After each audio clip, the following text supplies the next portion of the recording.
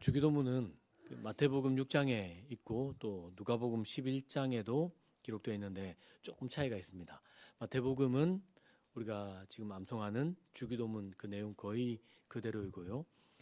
누가복음에는 조금 간략하게 기록되어 있습니다.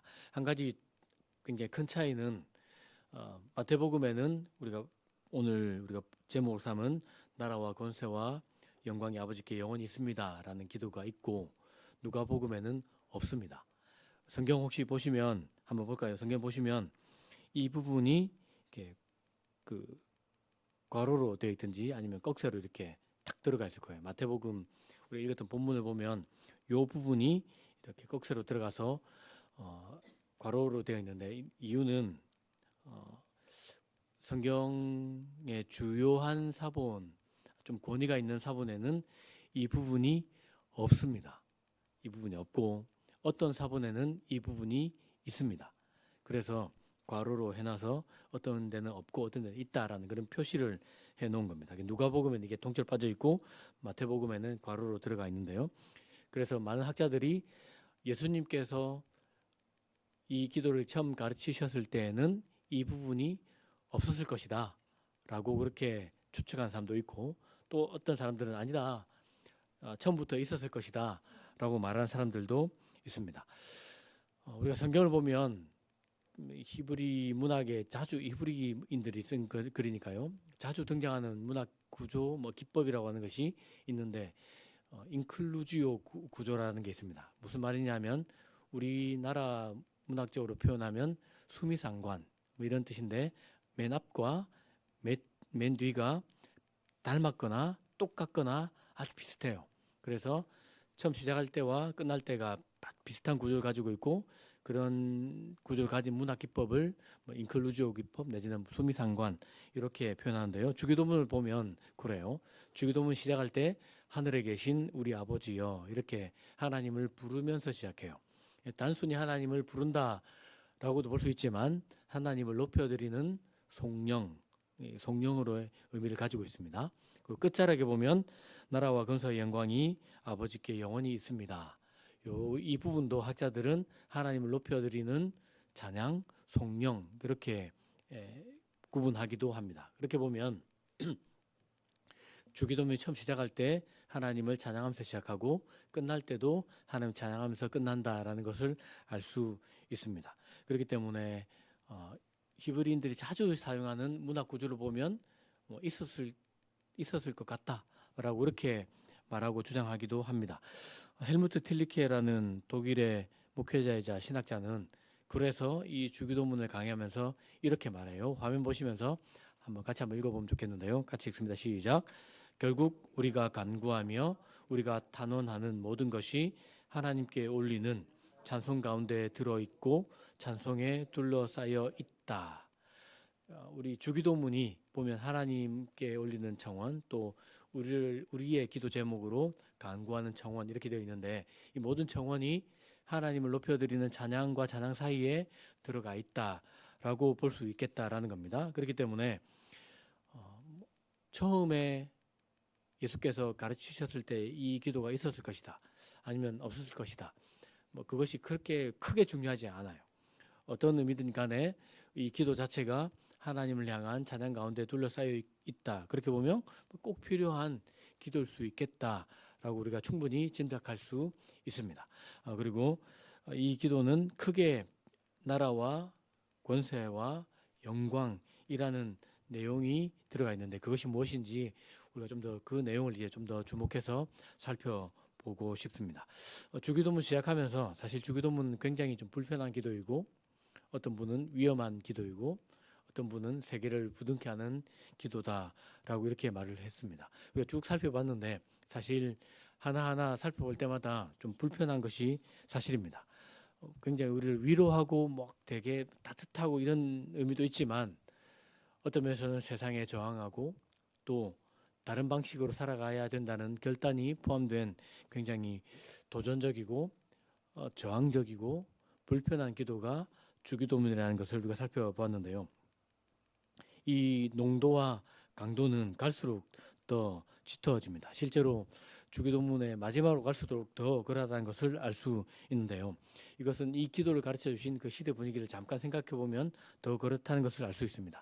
전에도 살펴봤는데 이 기도는 로마 시대 때 예수께서 가르쳐 주신 기도지 않습니까?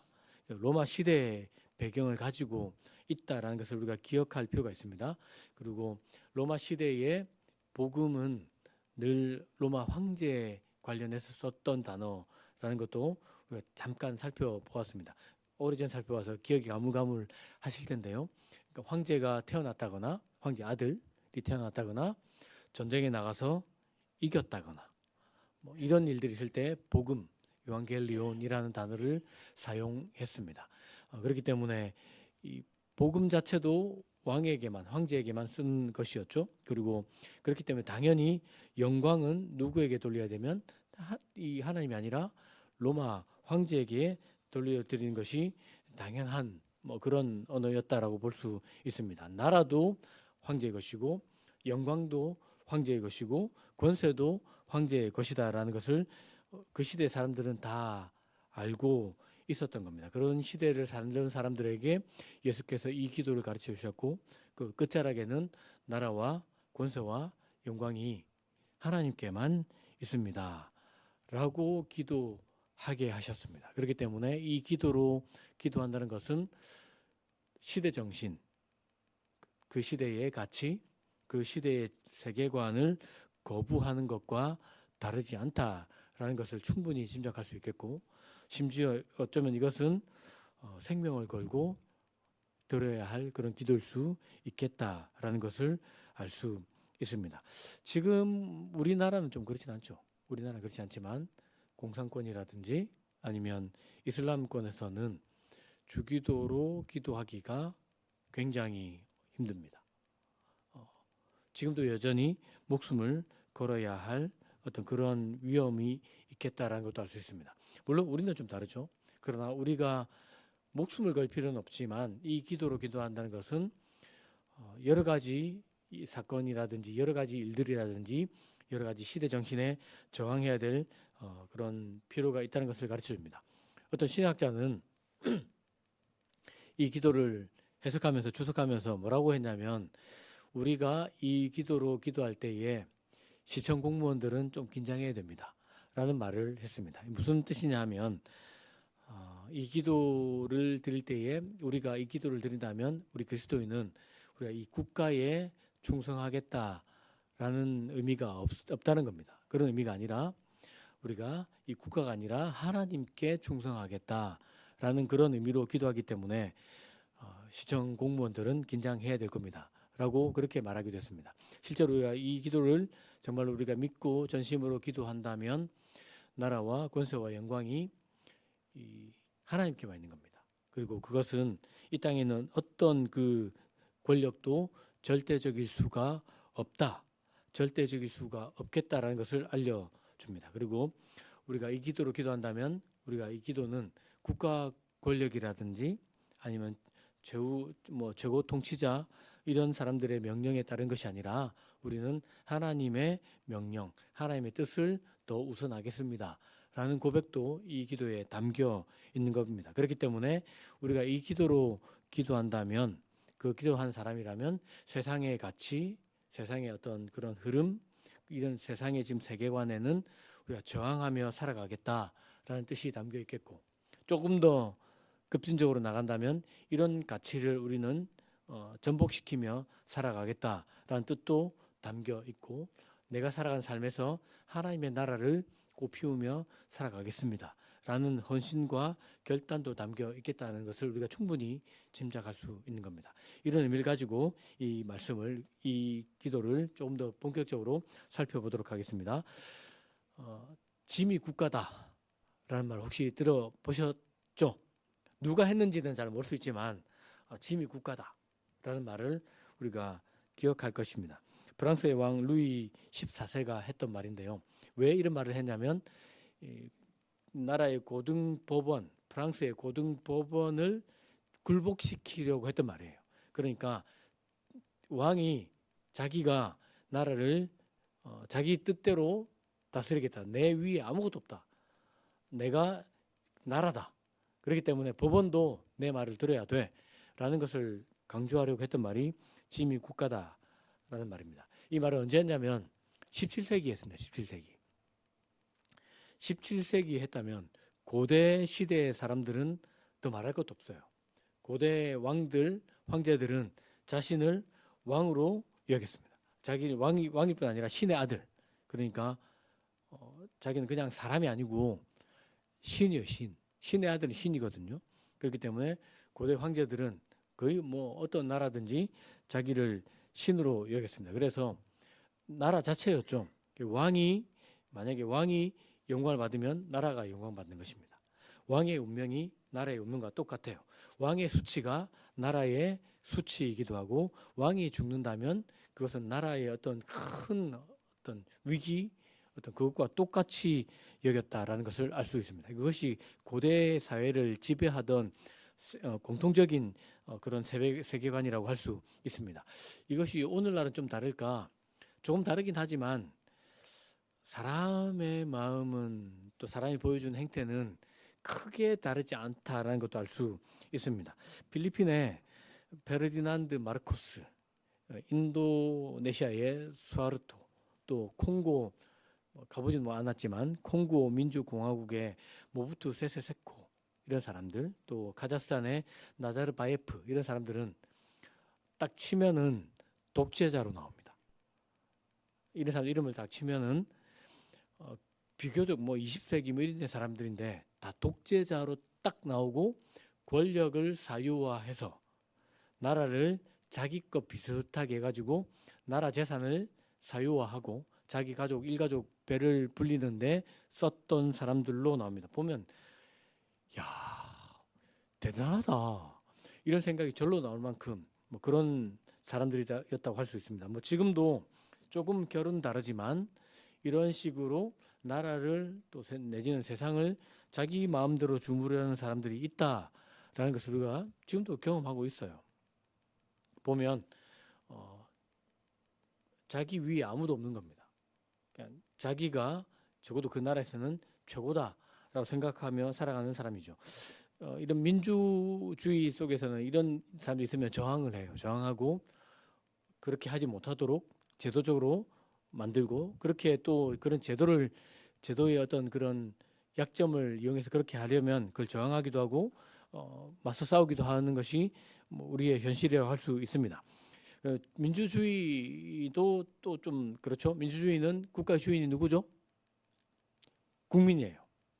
나라의 주권이 누구에게 나온다? 국민에게 나온다라고 이야기합니다. 우리가 지금 민주주의를 살아가고 있지 않습니까? 기독교는 민주주의를 굉장히 존중해요.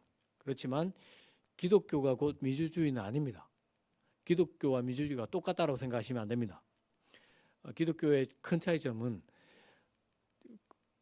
주권이 국민에게 있다라고 생각하지 않아요. 그것을 존중은 하지만 진짜 주권은 누구에게 있다라고 생각합니까? 우리는 하나님께 있다고 생각하는 사람들이 그리스도인이에요.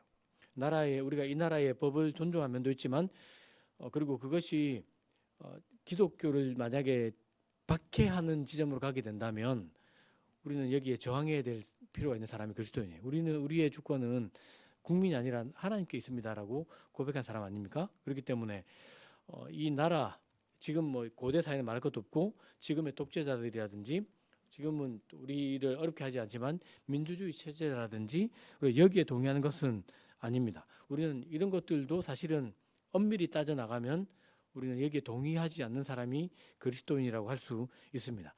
예수께서 가르쳐 주신 주기도문은 나라가 누구에게 속했다고 선포합니까?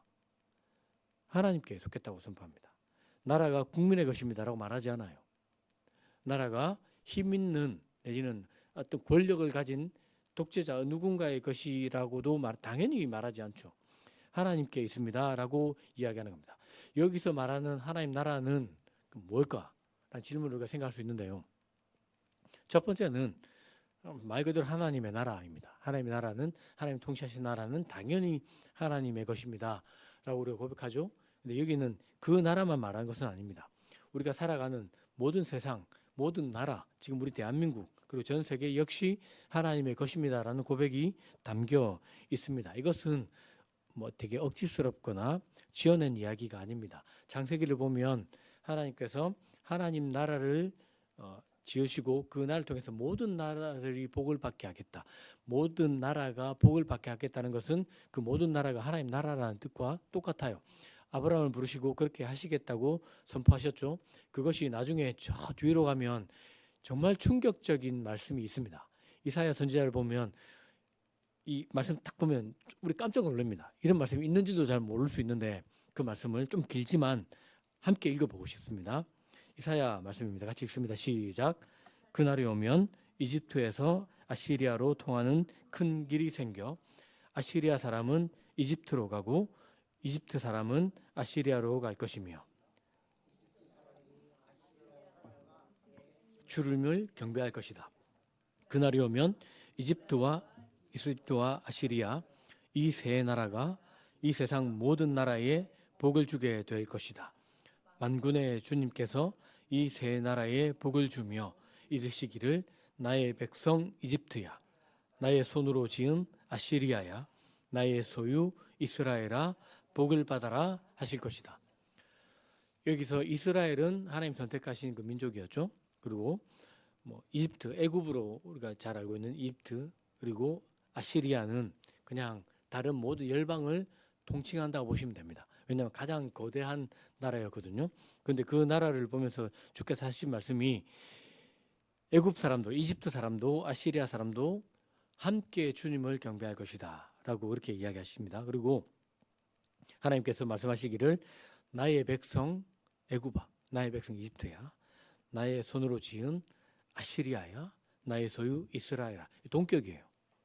그러니까 세상 모든 나라가 하나님의 나라다라고 그렇게 말씀하시는 겁니다. 하나님의 나라가 성취될 완성될 그때가 오면 애굽도 나의 백성 나의 나라고 아시리아도 나의 백성 나라고 이스라엘도 그렇다라는 겁니다.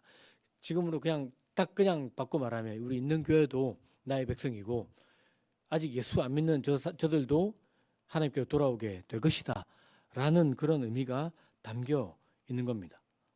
그러니까 모든 나라가 하나님의 나라다라고 가르쳐 주는 겁니다. 여러분 요나서를 보면 하나님께서 요나를 아수르에 보내요. 아수르의 그 니느웨 성, 니느웨 수도죠. 아수르의 수도가 니느웨인데 거기 또 보내지 않습니까? 보냈던 이유는 그곳을 사랑하기 때문에 그렇습니다.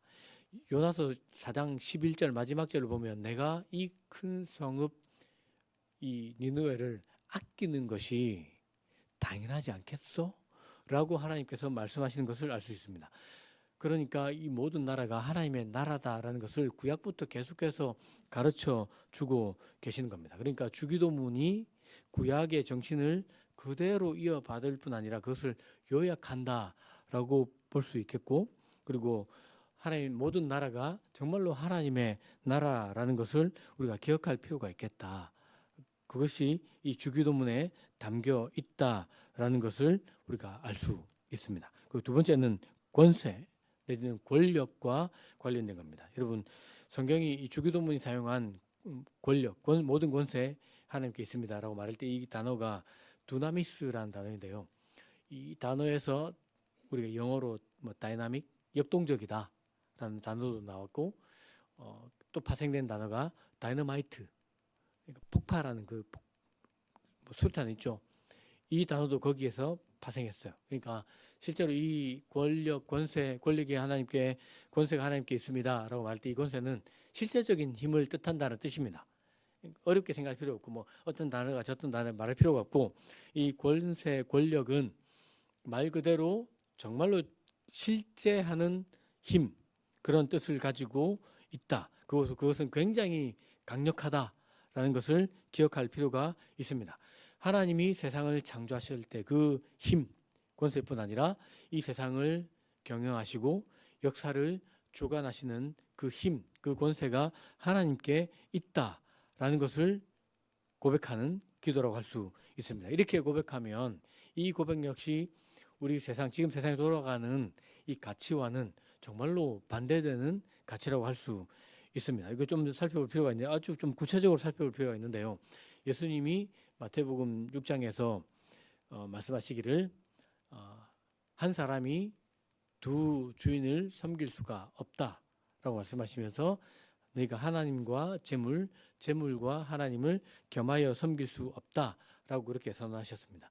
여기서 말하는 재물로 번역한 단어가 맘몬이에요. 구약에 나오는 신 이름이죠. 맘몬, 재물의 신이라 할 수 있습니다. 단지 그냥 돈으로도 번역할 수 있습니다. 그냥 돈. 근데 돈의 신, 재물의 신으로 번역할 수 있겠고, 사람이 돈을 굉장히 의지할 때, 신뢰할 때 그것이 곧 맘몬이다라고 그렇게 말할 수 있습니다. 구약에는 맘몬이라는 어떤 이런, 그래서 뭐 재물을 섬기면 안 된다, 뭐 이런 식으로 단어는 나오잖아요. 맘몬이라는 단어 자체는 없어요. 왜냐하면 맘몬이라는 단어 자체가 아람어입니다. 아람어. 예수님께서 아람어를 주로 사용하셔서 가르치셨는데 구약은 히브리어로 쓰였어요. 당연히 그러니까 아람어는 없기 때문에 이런 개념은 없지만, 이런 단어는 없지만 이런 개념이 없다고 말할 수 없습니다. 개념은 아주 명확하게 기록되어 있는데 같이 한번 읽어보고 싶습니다. 먼저 시편 52편 7절입니다. 같이 읽습니다. 시작. 저 사람은 하나님을 자기의 피난처로 삼지 않고 제가 가진 많은 재산만을 의지하며 자기의 폭력으로 힘을 쓰던 자다 할 것이다. 잠언입니다. 잠언 말씀도 같이 읽습니다. 다음 구절 띄워주십시오. 시작. 자기 재산을 의지하는 사람은 가락잎처럼 떨어질 것이지만 의로운 사람은 푸른 잎사귀처럼 번성할 것이다. 여기도 히브리 그 문학에 대꾸하는 그 대조적인 어떤 문학이 나타나는데, 시편을 보면 어떤 사람은 하나님을 피난처로 삼지만 저 사람은 하나님을 피난처로 삼지 않고 자기 재산을 피난처로 삼았다. 재산을 되게 의지하면서 살았다라고, 그 재산을 불리고 재산을 의지한 삶은 폭력적이다라고 그렇게 고발하듯이 알려주고 있습니다. 잠언도 보면 그렇죠. 자기 재산을 의지하는 사람은 가랑잎처럼 떨어질 것이다. 그런데 의로운 사람은 푸른 잎처럼 번성할 것이다. 이 의로운 사람은 하나님을 의지하는 사람이에요. 돈이 아니라 하나님을 의지하는 사람은 정말로 번성하고 푸릇푸릇하고 열매를 맺지만 재물을 의지한 사람은 멸망할 것이다. 뭐 그런 뜻을 가지고 있습니다. 대조적인 그런 의미를 딱하니 보여주고 있죠. 이런 가치가 정말 이 시대 21세기 대한민국에도 참 잘 나타나고 있어요. 특별히 자본주의 국가. 뭐 지금은 거의 모든 세상이 자본주의라고 보면 맞는데요. 자본주의 국가에는 정말 진하게 나타나고 할 수 있습니다. 우리가 나라 대통령 뽑을 때 가장 중요하게 생각하는 공약이 뭡니까? 경제예요, 경제. 이 대통령을 뽑으면 나라의 경제를 살릴 것인가? 이걸 가장 중요한 이슈로 보고 나라의 대통령을 뽑습니다. 나라 대통령만 그렇게 뽑는 것이 아닙니다. 우리가 살아가는 삶의 가치에서도 돈이 정말로 중요한 가치를 가지고 있다는 걸 알 수 있습니다. 우리가 뉴스를 통해서 보는 사건, 사고, 그 대다수의 뒤에를 보면 돈과 관련되어 있어요. 돈. 그걸 우리가 알 수 있습니다. 돈 얼마 때문에 폭력 행사하고 돈 얼마 때문에 사람의 생명도 이렇게 하찮게 여기는 일이 버젓이 일어나고 있지 않습니까? 이런 일을 딱 보면 뭐 지금 이 시대에 돈이 가장 중요하겠다. 사람 만날 때도 가장 중요하게 보는 것 중에 하나가 재산이 얼마지? 라는 것을 보고, 부부 간에도 신의와 사랑보다는 돈을 먼저 따지는 것처럼 보이는 세상을 우리가 살아가고 있지 않습니까? 지금 우리가 세상 큰 눈을 딱 들어서 보아도 다르지 않아요. 우리 교회 가치도 거기서 발생하는데 지금 수많은 생명이 멸종하지 않습니까? 빙하는 녹아내리고 아마존은 없어지고 뭐 이런 현상을 우리가 겪고 있는데, 그거 엄밀하게 따지고 가면 거기에는 경제 문제가 있어요. 돈 문제. 그러니까 정말 뱀처럼 또아리를 들고 딱 그렇게 숨어 있습니다. 사람이 돈이 많으면 굉장히 멋있어 보입니다. 예뻐 보이고요. 그리고 돈이 많으면 없던 권력도 생깁니다. 나라 간에도 똑같아요. 지금 가장 힘센 나라는 어떤 나라죠? 돈 많은 나라입니다. 네, 돈 많은 나라이지 뭐 다른 가치 아니에요. 그러니까 돈 많은 나라가 제일 힘센 나라이고 그 나라의 대통령이 세계를 쥐락펴락하고 있는 것이 지금 우리가 살아가는 세상의 현실입니다. 한마디로 말하면 제가 자주 반복해서 말씀드린 것처럼 돈이 신이 된 세상이에요. 절대적인 권력을 휘두른 세상이 돈이 절대적인 권력을 휘두른 세상이 지금 이 세상이라 할 수 있습니다. 이런 시대 속에서 우리가 주기도문으로 기도합니다. 권세가 누구에게 있다고? 돈이 아니라 하나님께 있습니다. 나는 하나님의 그 권위에 순종하는 자입니다. 그리고 이 세상도 그래야 합니다. 라고 고백한 사람이 저와 여러분이다. 라는 겁니다. 주기도문이 그것을 우리에게 가르쳐주고 있는 겁니다. 우리가 주기도문 기도할 때마다 이 생각을 해야 한다는 것이 사실입니다. 여러분, 세 번째는 영광인데요. 영광이라는 단어가 가진 뜻은 중요하다, 당연히 또 무겁다, 높다, 빛나다, 이런 뜻을 가지고 있습니다. 영광 받는다라는 말은 이런 의미로 보면 중요한 분이다. 저분이 정말로 무거운 분이다. 주목해야 될 분이다. 그래, 조금 바꾸면 찬양해야 할 분이고 높임을 받아야 할 분이다. 라는 그런 뜻을 가지고 있습니다. 이 기도를 가르쳐 주셨던 그 시대를 또 생각해 보면 쉽게 알 수 있어요. 그 시대의 최고로 무거운 사람이 누구였습니까? 로마 황제입니다. 그 시대에 최고로 중요했던 사람도 로마 황제입니다. 가장 영광을 받아야 되고 주목받아야 했던 사람도 로마 황제고 왕실이라고 할 수 있습니다. 그러니까 로마인들, 그 중에서도 로마 황제, 왕실, 이런 사람들이 최고의 어떤 무게감을 가졌고 영광을 받았다라고 생각할 수 있습니다. 로마 시대만 그런 건 아니죠. 우리도 똑같아요. 지금 혹시 누군가가 말을 했을 때에 그 말이 뉴스가 되는 사람들은 무거운 사람들이에요. 트럼프 대통령이 한마디 하면 주식창이 빨겠다가 바랬다 이렇게 합니다. 전 세계 경제가 올랐다 내렸다 이렇게 휘청휘청합니다. 이게 한 사람의 힘 때문에 그런 겁니다. 여러분, 힘 있는 사람, 그런 사람을 우리가 주목하고 어쩔 수가 없어요. 내가 좋아하든 싫어하든 그래요. 그래서 정말로 바른 판단력을 가지고 있는 사람, 좀 인간적인 사람, 지혜로운 사람이 그 자리에 가야 되고 그런 사람을 선출할 책임도 우리에게 있는 겁니다. 지금도 그냥 그래요. 재능 있는 사람, 뛰어난 사람, 돈 많은 사람, 권력 있는 사람, 이런 사람들이 주목을 받고 영향력을 행사하는 시대를 살아가고 있습니다. 근데 주기도문은, 예수님께서 가르쳐 주신 주기도문은 아니에요. 이 권세가 누구에게 있다고 가르칩니까?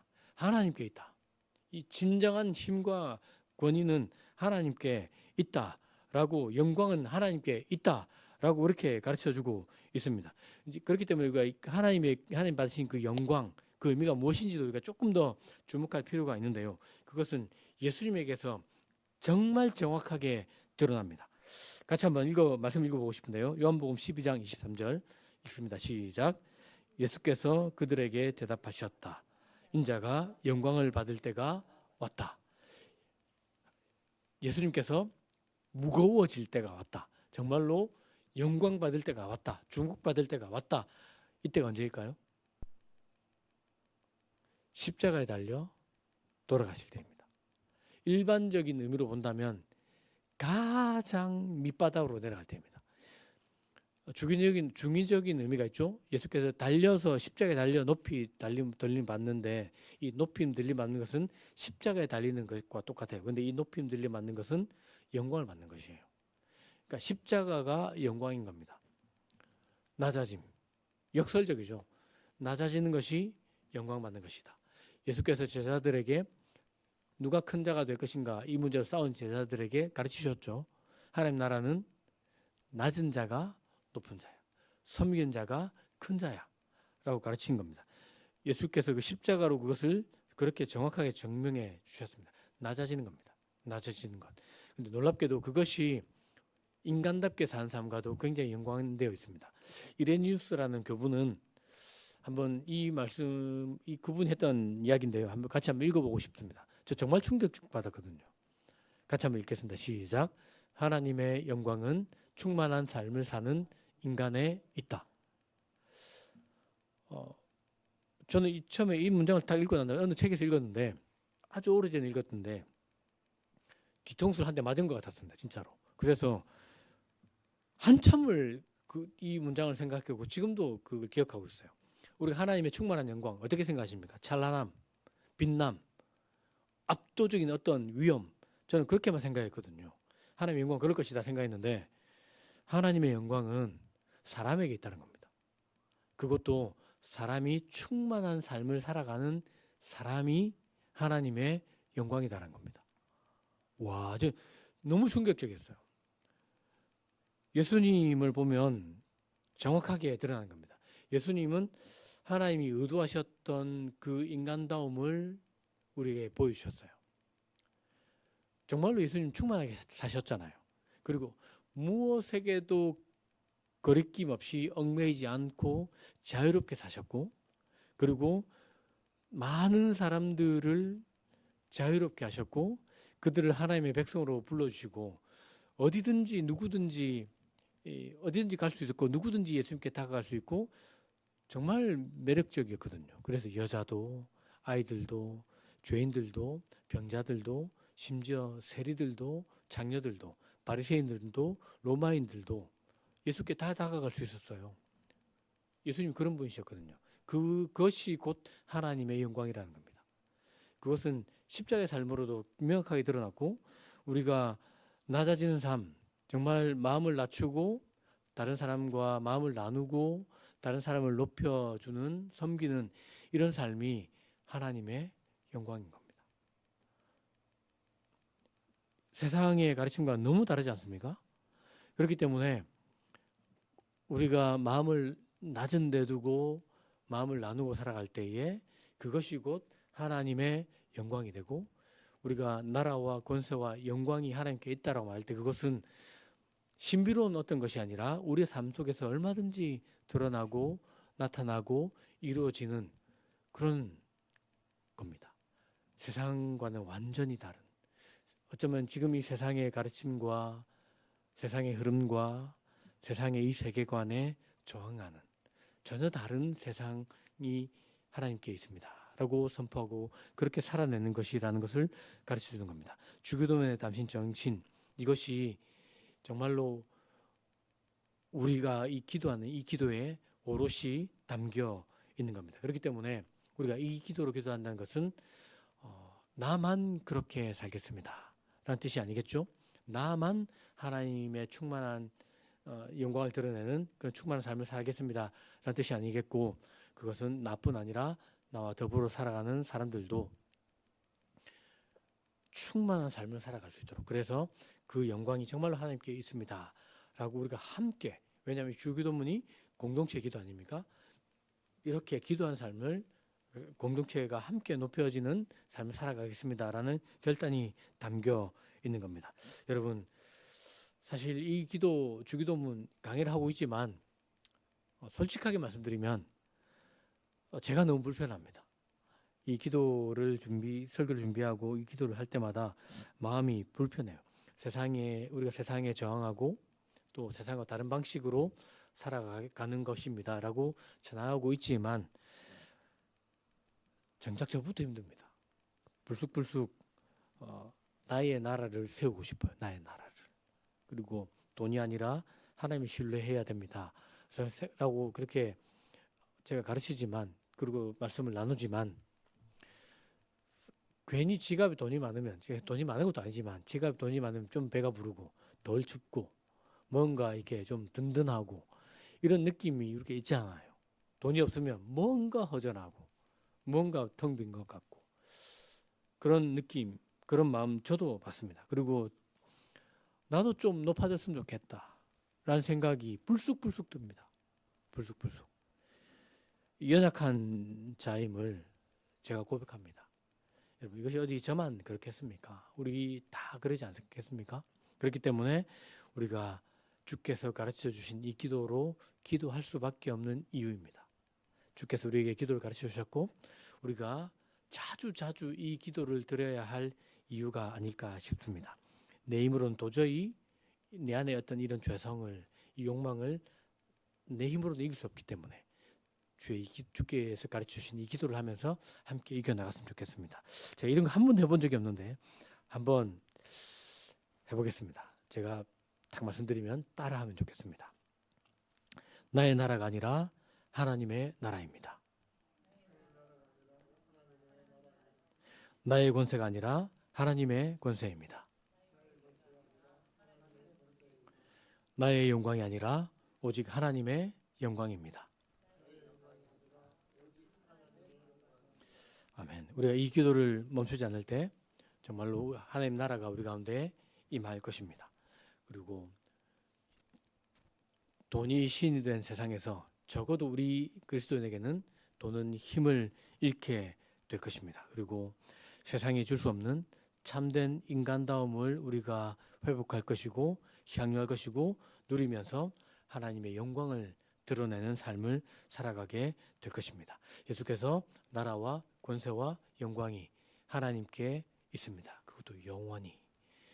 그렇게 기도하라고 가르쳐 주셨습니다. 이 기도로 기도하면서 세상에 저항하고 다른 방식으로 살아가고 하나님의 자녀답게 살아가면서 하나님의 살아계심을 드러내는 복된 그리스도인, 복 있는 교회 되길 예수님의 이름으로 축복합니다.